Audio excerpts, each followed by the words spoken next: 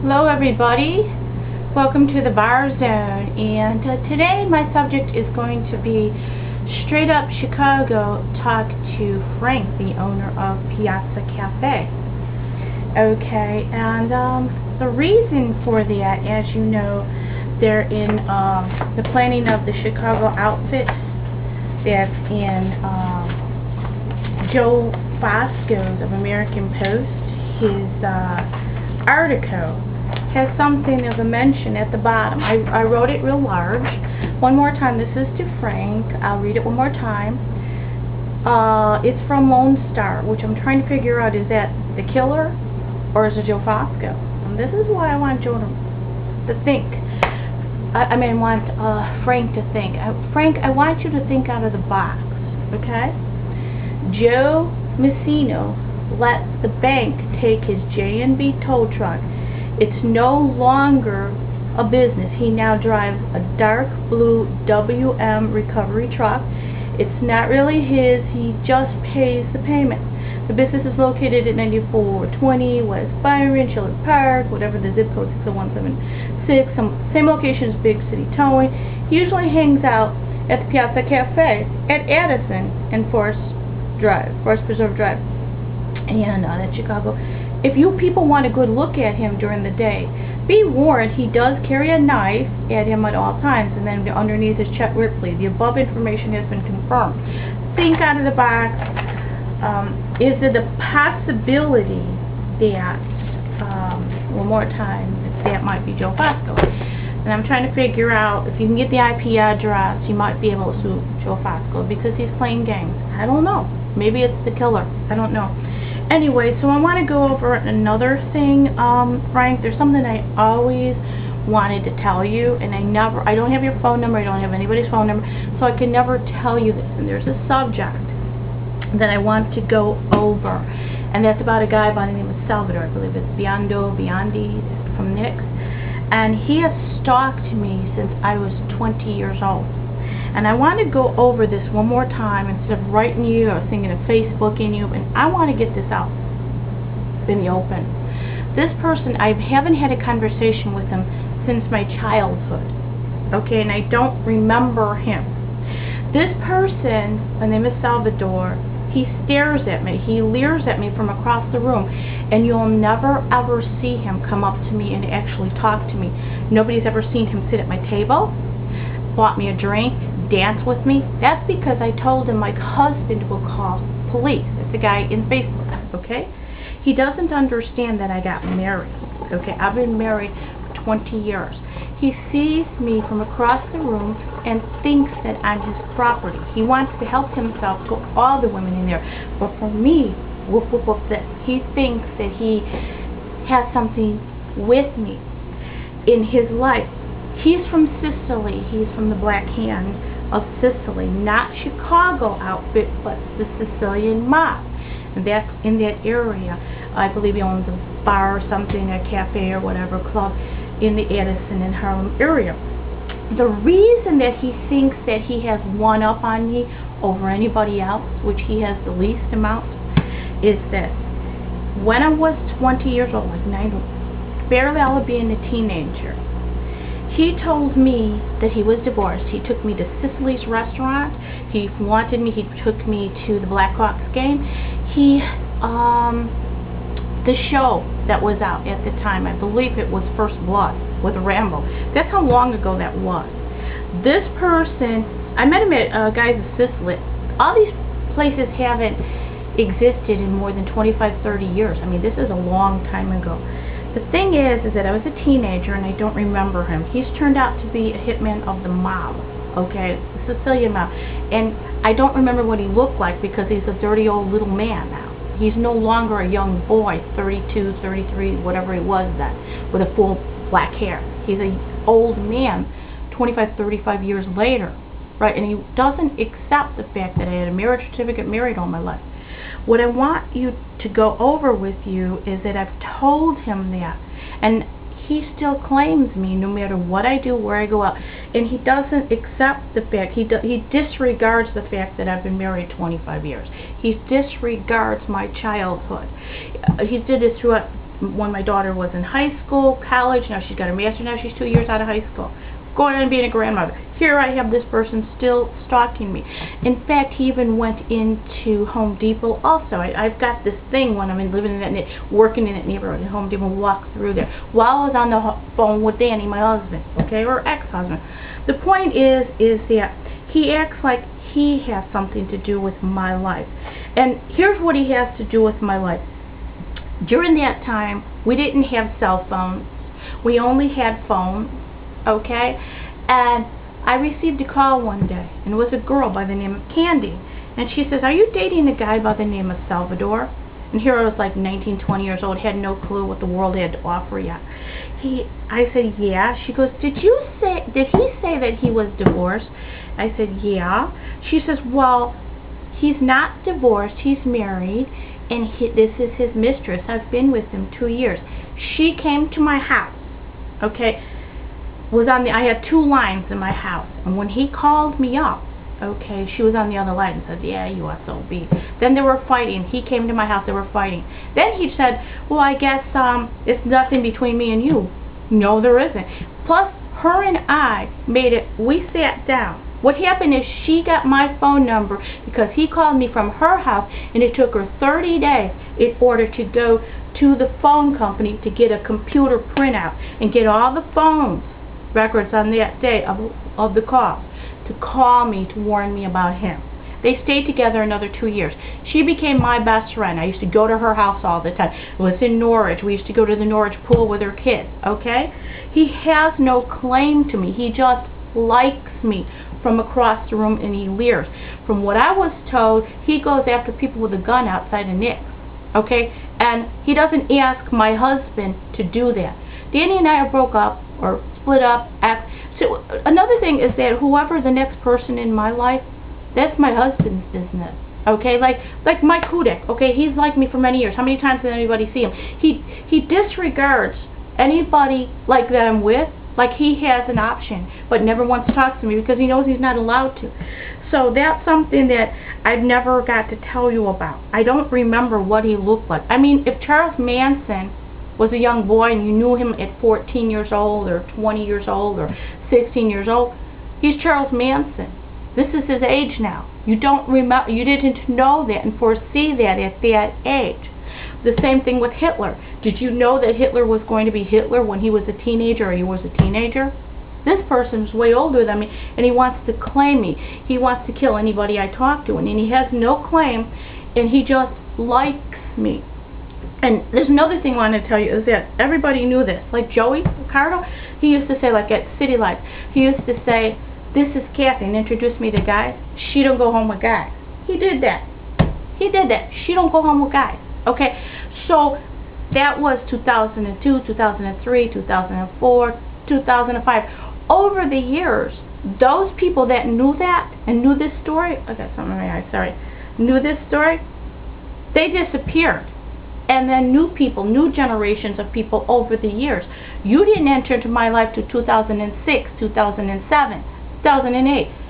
You know what I'm saying? It's like you don't know who did which, what, how, what, and I have no way, I don't have your phone number to tell you. I went through this with Joey. Okay, I went through this with everybody. Once they got to know the whole story, then they understood. Also, 2 months after that, his actual wife called me up because he kept my phone number. This is when I was 20 years old, okay? He kept my phone number in his wallet, and then I gave the phone number of his mistress to his wife. Once I talked to the wife, I don't go back, okay? I did fair and square, broke up with him for the right reasons in my childhood. I don't remember my childhood. Just because he likes the way I look after I grew up, that's my husband's business. My sexiness, that's my husband's business. My husband will call the police, okay?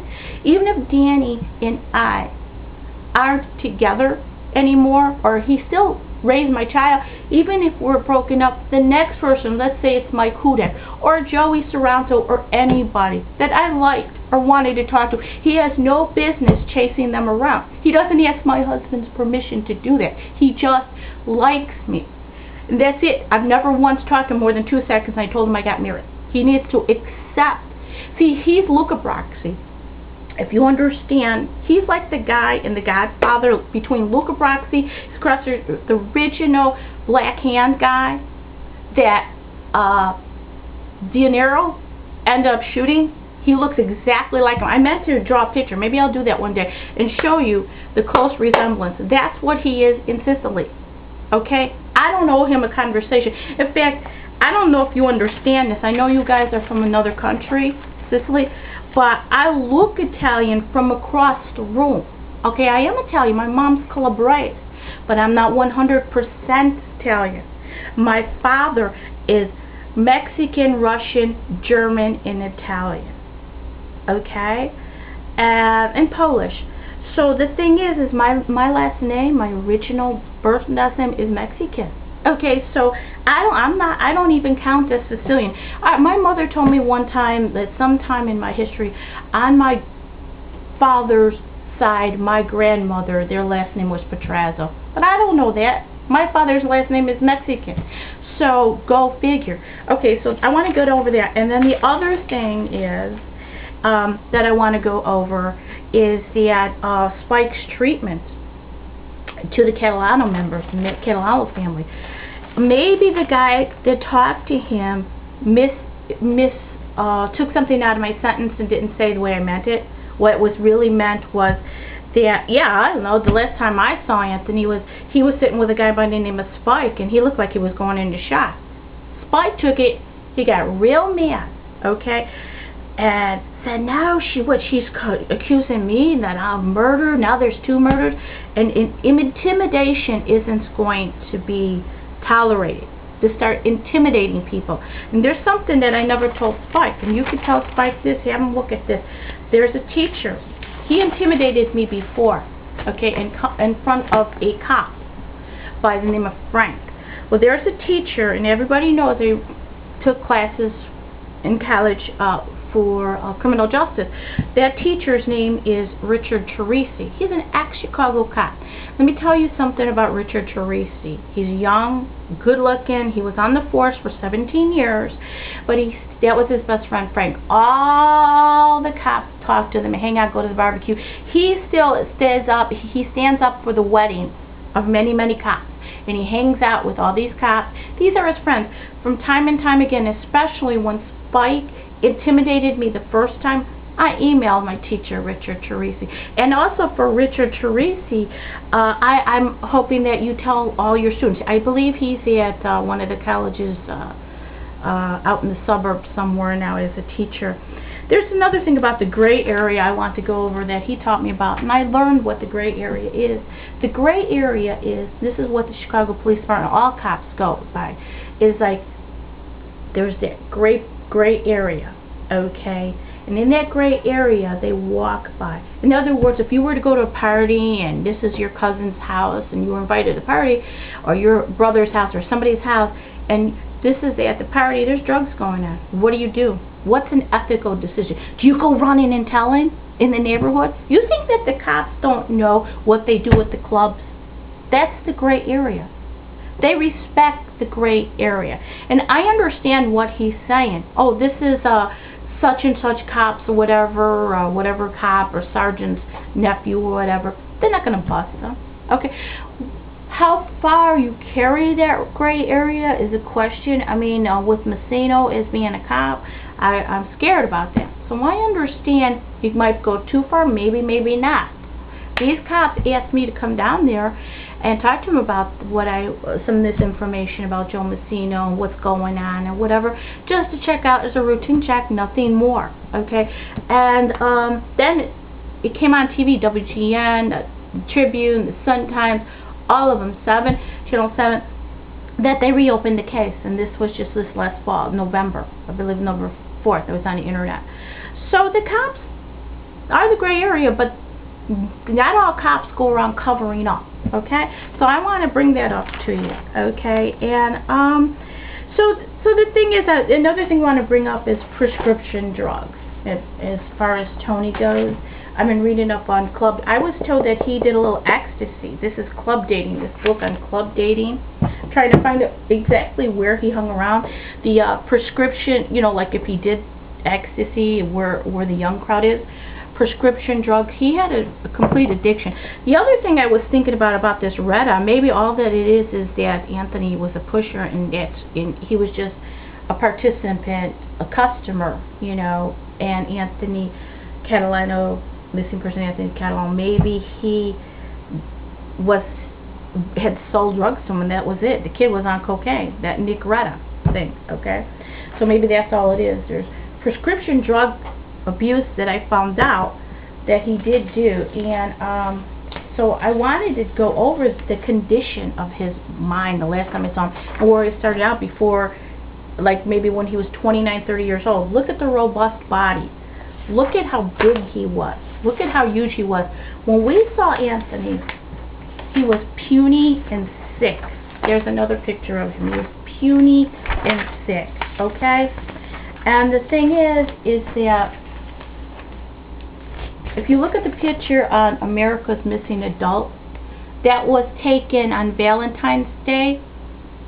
That would be February 14th, with a girl by the name of Michelle Farrar he grew up with, at a wedding. And he was puny and sick. When I saw him, my concern, if you would just understand it, I'm not accusing anybody of anything, was he might have OD'd, and I was looking for a possible OD. If anybody saw him, he had a friend by the name of Max. He had a friend. I was hoping Max would come in here, or Anthony Rossi. He had a lot of friends, okay? I was trying to figure out maybe we could all get together and come up with a solution of what possibly happened in Tony's life. I mean, something happened during that time. I'm going to read something from you, from one of the cousins that got emailed to me. Anthony did recreational use drugs sometimes. He used to argue about it all the time. This got him into trouble when on probation, okay? And he also caught a DUI case in Lombard. I think, I want to say 06, 07 or so. He was on probation at the time, and his PO was a real bitch, and she was afraid she was going to violate him when she found out about it, okay? So he did stuff, okay? There's another thing that he mentioned where he brings up Giacchino possibly. Maybe this week. Okay, wait. Hold on, because I want to get into everything. Okay, okay, wait. Okay, Anthony quit smoking. He was taking Chantix, which is for smoking. He told me he was taking a prescription medication called Chantix. I remember it vividly because he said it worked for him, and he was always nagging me to try as I smoke. Also, he always is giving me shit because my mom and my uncle, who is his grandfather, both died from lung cancer. My mom died also. She had a horrendous chain smoking habit. She died for her lungs. Okay, and this includes fits of paranoia, extreme depression, because I kept asking the family, do you think that he was depressed? Look at him. He was like seriously robust, and by the time we knew him, we're talking 2007, 2008, he was depressed and staring. I don't know. It says probably Giacchino would be surprised me. She says, okay, wait. He says Anthony was indeed depressed, and inside I would if Chantix shit played a part. Who prescribed it? I don't know. Possibly Giacchino. It wouldn't surprise me, but I don't know for sure. Nick Retta and Joe Messino are indeed first cousins and the grandsons of the outfit heavy Willie Messino. They are both cokeheads, and Joe Messino has a reputation for being a bit crazy. Anthony did have problems with them and with the Elmwood Park in the years prior of all this. He did get along with the Cicero guys, though, again. Okay, so that's one thing that he was telling me about. Okay, this is another thing on 4/23/12. Another cousin had told me, I just spoke with, well, there's somebody, a Berwyn lieutenant, I don't want to go over there. You know that Anthony had like 15 pounds of marijuana. Okay, so when he was busted. Something like that he got in trouble for. Okay, now that I'm going over this, I'm thinking about what possibly he could have been in trouble for. I will tell you one thing, that I want to bring this up, and I don't want to make enemies or anything, but I did talk to, I want to say, in the year 2009, in the fall, I met a cop that is actually a narcotics cop, and I asked him, can you help me with it? And he said the only thing he can give me information, and that's all I was getting out of him. He said that, because he was hush-hush, trying to be by the book, okay, follow police procedures. But he said that this has to do with the brother. So whatever it is, I don't know, maybe he had something. He does have a brother. His name is Dino. Okay, and I'm saying this, that if that were true, I'm asking people to come in here, and is there any fear that he would have his brother Dino? I don't know. I'm just saying, is there any, can somebody come in here of the neighborhood, did he ever feel that his brother would kill him? You know, like O.J. Simpson's wife did? Nicole Simpson, like, have fear that his brother was involved with anything that would kill him? I mean, this is only hearsay, nothing, you know, facts about anything. It's just things that I'm bringing up, tidbits, okay? Now I want to get into being a psychic detective, and here and there in the last 3 years, and I threw a lot of them out. I must have talked to 18, 20 psychics. I threw a lot of this out. But I managed to go back to my papers, the fast notes that I picked up, and I just want to read a couple things real fast, okay? And here's one psychic. I believe this was November 2nd, 09, okay, 2009, from a Tina from Psychic.com. It doesn't look good. And they're just small, real fast notes, because they talk real fast, these psychics. So it doesn't look good. I'm feeling something totally went wrong with this place. I sense he ran away with something or something. My handwriting was real fast. Okay, deep-rooted, in a sense, a lot of pain, and this pain, you would, okay, so, okay, he felt the vibes, like he didn't want to entertain that. Something about feelings and relationship. He looks more deceased than alive. There is an anger, disgust, different, no maniac or something. I don't know. There's so many psychics. Substance. He looked like he was dealing with drugs, crack house. Since he's being something message, okay. He didn't die on March 25th. Place to hide. Okay, there used to be substance to escape. Got worse. Had a breakdown. I need to get away. The cards letting me that he is passed away. So that's one in November. He had, here's, I don't know if this is the same one. This might be a different one. Okay. It had to do with drug. Now this one say not narcotic. Financial trouble. Now I heard this from the family, that he was going through financial difficulties. This was a relative with good or something. It says went somewhere, drugs, demise. He thought someone he trusted going. Okay, this person, I don't know, is something or other. Okay, not in area where far ever he is at.